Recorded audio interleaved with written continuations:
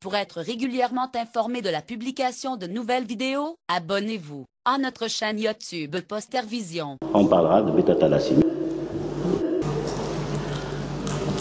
Donc, c'est une maladie héréditaire, hémolytique, qui est due à la diminution ou à l'absence de synthèse d'une des chaînes de globine, soit la chaîne alpha, soit la chaîne bêta. On parlera d'alpha-thalassémie s'il s'agit d'alpha-thalassémie, de la chaîne alpha qui est diminuée ou absente. On parlera de bêta-thalassémie s'il s'agit de la chaîne bêta. C'est une transmission génétique autosomique, mais on décrit plus de 100 mutations. Ça veut dire que le diagnostic pour la chaîne bêta seulement, donc 100 mutations, c'est-à-dire le diagnostic moléculaire, si vous voulez, de cette maladie n'est pas évident. Si on veut faire un diagnostic anténatal, si la mutation est connue, c'est bien, mais si on ne la connaît pas, ça prendra des semaines pour pouvoir le faire. La suite. Ici donc, nous voyons le chromosome 11 qui porte le gène bêta, le gène delta, et c'est là où les mutations peuvent se voir. Donc, c'est une maladie qui touche surtout les populations du bassin méditerranéen, et elles sont sévères, ces bêta-thalassémies qui sont présentes chez nous. Elles sont sévères parce que c'est une érythropoïèse inefficace. Ça produit des érythroblastes, mais qui ne sont pas fonctionnels ou qui sont détruits sur place, dans la moelle. Et deuxièmement, cette érythropoïèse aussi, non seulement elle est efficace, mais c'est une dysérythropoïèse. Au bout, il y a une anémie hémolytique qui survient à partir du 6e mois. La suite. Donc ici, nous voyons tout ça, l'aire géographique de la bêta-thalassémie. On l'a appelé thalassémie parce qu'au fait, au pourtour méditerranéen, thala en grec, ça veut dire la mer. Donc nous sommes ici, mais aussi l'alpha, qui ne touche pas dans ce cas-là. Alors je rappelle ici qu'à la naissance, il y a un switch entre cette hémoglobine fœtale qui diminue, ou cette globine fœtale qui diminue, et l'autre, la globine bêta qui augmente. Ça veut dire qu'à ce moment-là, vers le 6e mois, on ne peut pas encore faire le diagnostic de bêta-thalassémie, mais il faut attendre un peu plus tard. À ce moment-là, vous avez normalement la chaîne bêta qui est complète, avec la gamma et la bêta. Et l'autre, la chaîne delta et la chaîne gamma qui diminuent, qui disparaissent après quelques temps, après la naissance.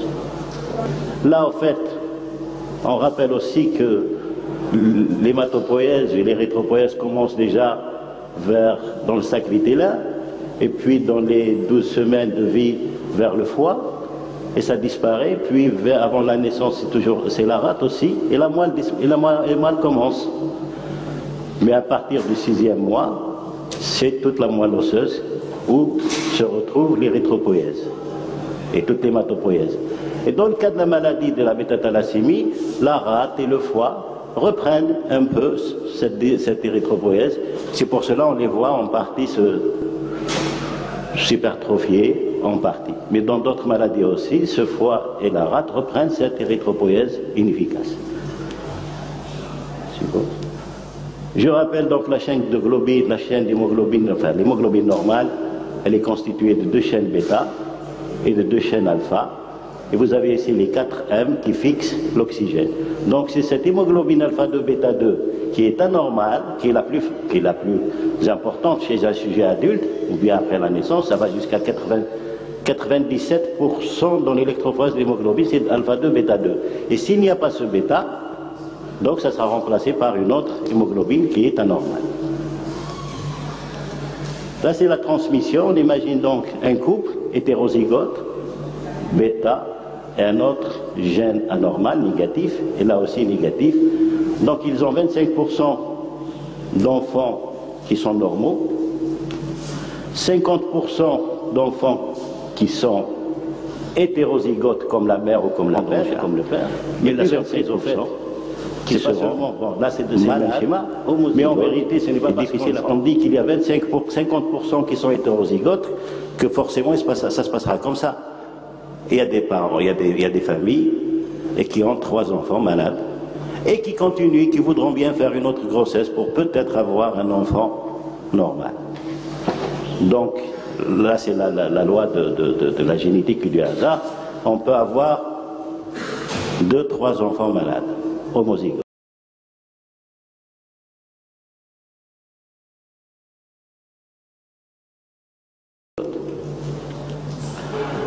Donc, en partie, ce déficit de synthèse peut être total. On parlera de bêta 0. Quand c'est une défaillance de synthèse seulement, à moindre, c'est une synthèse moindre, on parlera de bêta plus. Et c'est là qu'on va avoir plusieurs types de formes cliniques. La forme majeure, la plus difficile, c'est quand tous les deux gènes sont bêta 0, qu'il n'y a pas du tout de synthèse de chaîne bêta. Là, c'est une thalassémie majeure, mais très grave. C'est la maladie de Coulé. Là, son partie, c'est aussi un seul gène qui est touché, mais bêta 0. Là, c'est une thalassémie mineure. Donc, elle est hétérozygote et mineure, ça ne pose pas le problème. L'autre cas, c'est une thalassémie majeure, mais dans les deux cas, les deux gènes sont positifs. Ça veut dire que c'est une thalassémie majeure, mais qui n'est pas très grave. Ça peut même être, on appelle ça aussi intermédiaire, parce que c'est une forme intermédiaire entre la thalassémie mineure et majeure. L'autre cas, c'est encore moins grave, quand il s'agit d'une thalassémie hétérozygote avec un gène bêta plus et un gène normal. La suite. Alors cette gravité de la maladie dépend donc des deux gènes. 3 mécanismes. Le déficit de production, ça se voit sur un hémogramme, c'est l'anémie, déficit de production, hypochrome microcytaire, parce que ça touche la globine. Diminution de la durée de vie des hématies parce qu'ils sont anormaux, ces globules rouges, ça donne une anémie hémolytique. Et puis vous avez cette érythropoïèse importante, avec des érythropoïèses.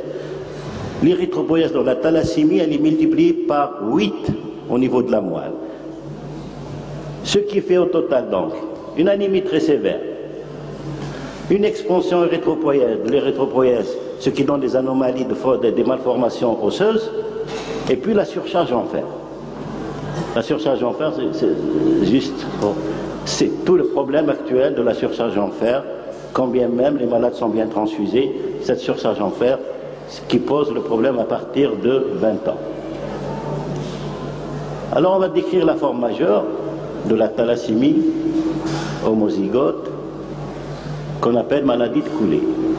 À partir du 6e mois, quand l'hémoglobine fœtale gamma est moindre, si vous voulez la forme gamma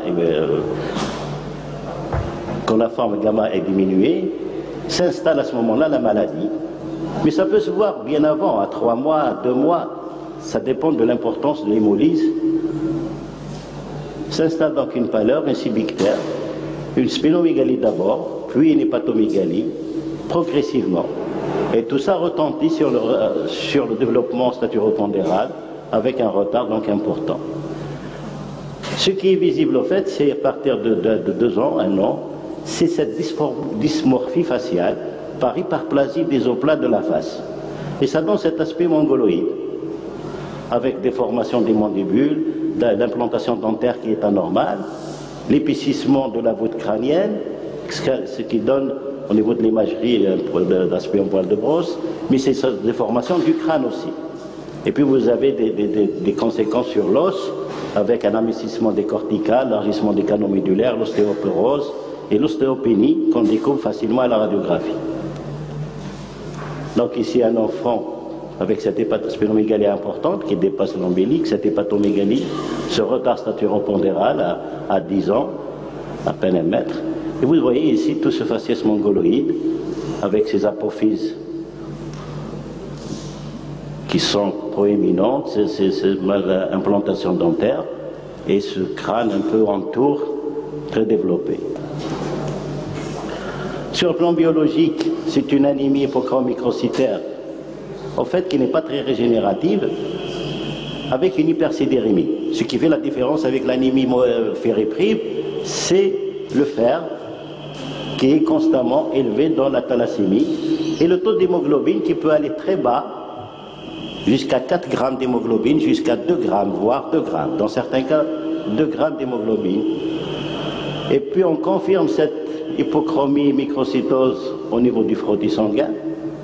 Et on peut voir d'autres anomalies de globules rouges, les cellules cibles, les érythroblastes, les plaquettes qui sont souvent normales, et les globules blancs qui sont normaux, mais les érythroblastes que l'on retrouve ici peuvent être comptés comme des globules blancs. On aura un taux de globules blancs un peu élevé.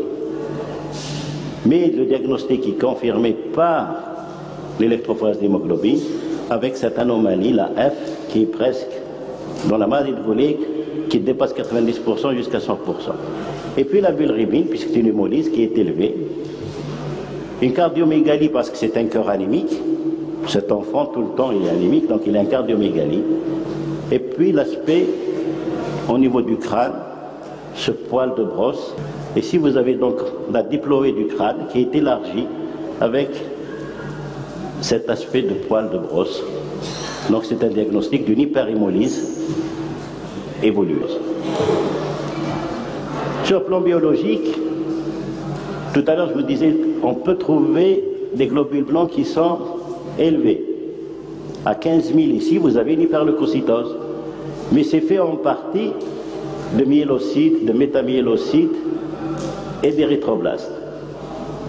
Donc, ce n'est pas 15 000 blancs, c'est 15 000 polynucléaires neutrophiles, mais il y a une myélémie d'entraînement et de nombreux érythroblastes circulants, donc ce n'est pas forcément une hyperleucocytose. Les plaquettes, elles sont normales, l'hémoglobine à 6, et là vous avez le VGM qui est très bas, la normale, chez un nourrisson de 12 mois, c'est 75 microcubes. Et là, il est à 55. Et là, il est à 18 de teneur globulaire moyenne en hémoglobine. C'est une anémie hypochrome microcytaire. Le taux de réticulocytes, ça peut vous jouer des tours. Là, il a 80 000 réticulocytes. Et vous savez que pour être régénérative, une anémie doit dépasser 120 000. Si dans votre cabinet vous demandez un taux de rétique chez un thalassémique et vous voyez 80 000, vous pensez que ce n'est pas une régénération. Au fait, malheureusement, justement, ça fait des tours. Une anémie hypochrome microcytaire avec un taux de réticulocytes non régénératif, en vérité, il y a un avortement intramédulaire, donc il n'y aura pas beaucoup de réticulocytes en circulation. Très peu, on parlera de peu régénératif ici. Au frottis, on va voir donc cette hypochromie importante, quelques cellules cibles, et puis des érythroblastes circulants qui font donc augmenter le taux de globules blancs parce qu'ils sont comptés comme des globules blancs. Là, nous venons de voir donc la forme homozygote, maladie de Goulet grave, avec un taux d'hémoglobine qui peut arriver à 5. Là, vous avez la thalassémie intermédiaire, c'est une forme homozygote, presque toujours homozygote, et qui est moins grave. Nous l'avons expliqué tout à l'heure parce que c'est bêta plus, bêta plus. Alors elle se présente, ou du moins elle est qualifiée intermédiaire parce qu'elle se voit chez un sujet plus tard, à l'âge de 2 ans, 5 ans, voire 5 ans. Donc cet enfant ne pose pas de problème, parfois jusqu'à l'âge de 5 ans. On découvre chez lui un taux d'hémoglobine moyen à 8 grammes, 7-8 grammes. Et là, il n'a pas eu besoin de transfusion. Mais si vous faites l'électrophorèse d'hémoglobine, ça sera 90 ou 95 de taux d'hémoglobine F. Mais il s'agit donc de rares formes homozygotes avec un gène bêta+. Contrairement à la maladie de Goulet, c'est un gène bêta 0. L'autre forme, c'est la forme hétérozygote, la forme mineure, c'est généralement les parents qui sont hétérozygotes, asymptomatiques. La preuve, ils peuvent se marier. Ils ont donc des hématies un peu plus nombreux et une microcytose. On peut palper parfois chez les parents une petite pointe de rate, mais l'électrophorèse d'hémoglobine va montrer qu'il y a un taux d'hémoglobine A2 supérieur à 3,5 qui est suffisant pour poser le diagnostic. Mais on doit faire attention chez cet enfant qui a une forme mineure, ou même un adulte. Ce taux peut être bas s'il y a une association avec une anémie fériprive. Donc on peut faire un taux donc au cadre d'une enquête familiale, ou chez un enfant, on peut chercher une électrophorèse d'hémoglobine, mais qui paraît normale. On ne peut dire qu'elle est normale que si on corrige l'anémie fériprive auparavant.